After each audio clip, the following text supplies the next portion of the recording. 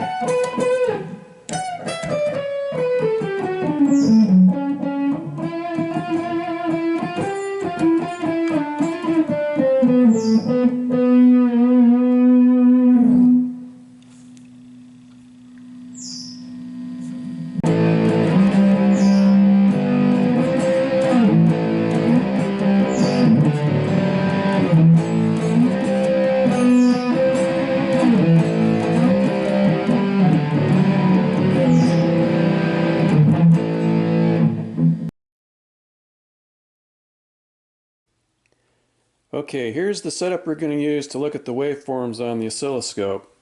I'm going to feed the pedal a signal from this audio oscillator that I built a couple years ago. It's based on an ICL 8038 function generator chip.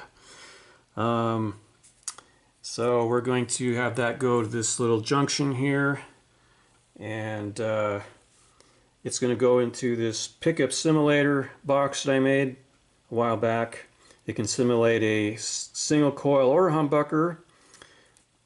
I have options for inductance and DC resistance, and of course that signal will come out of there and go to the device under test, which is the AION Suhr, however you say it, Riot pedal, I guess with a few little modifications. And of course that will be powered by my do-it-yourself power supply that I have set up to put out 9 volts. The signal will come out of this into this junction box. This is just a straight through box with a T off of it, kind of basically literally like it looks. And that signal will come out of here, go into my little mini amp, LM380 based mini amp, which is literally a Radio Shack mini amp that's been rehoused into this enclosure here that I had something else in it one time. Okay, so the actual waveforms that we're going to be looking at come out of this T. One's going to go into this oscilloscope that I built a couple years ago. This is going to tell me the exact frequency and peak-to-peak voltage and whatnot. The other side of this cable will go to my old Heath SO4541 oscilloscope, and I think we'll just look at this screen because it'll be a lot easier to see on the video. So let's get to it. Alright, so let's turn everything on. Power.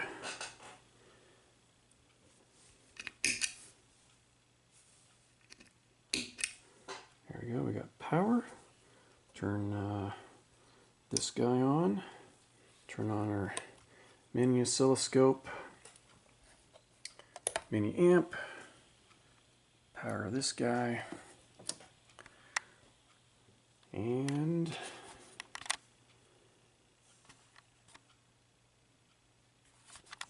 turn that up. Okay, so we're going to have a bypass first.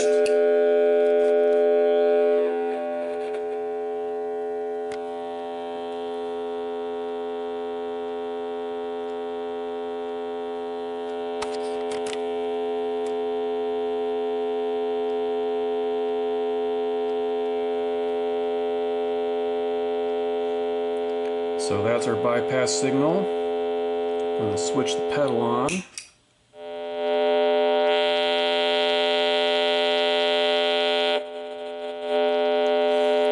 And that right there is what it's doing to basically an open E string. And this is a 1 volt peak-to-peak signal coming in. Now as we increase the frequency,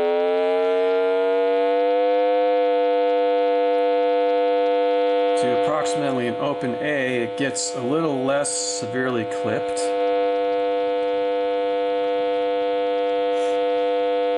And then the higher we go in frequency, kind of the less it gets clipped until it eventually becomes something that kind of looks like shark fins.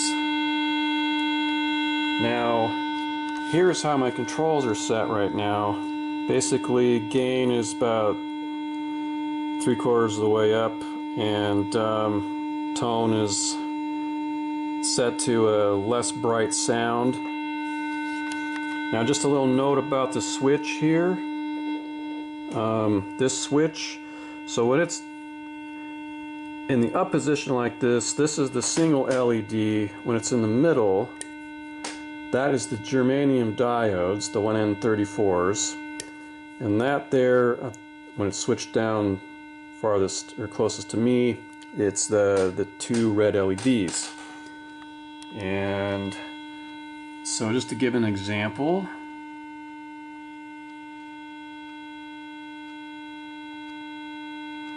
that's with the red LEDs. That's with the germanium diodes. That's with the single LED. So you can see the 2 red LEDs really compress the signal. Now, the farther we go up in frequency,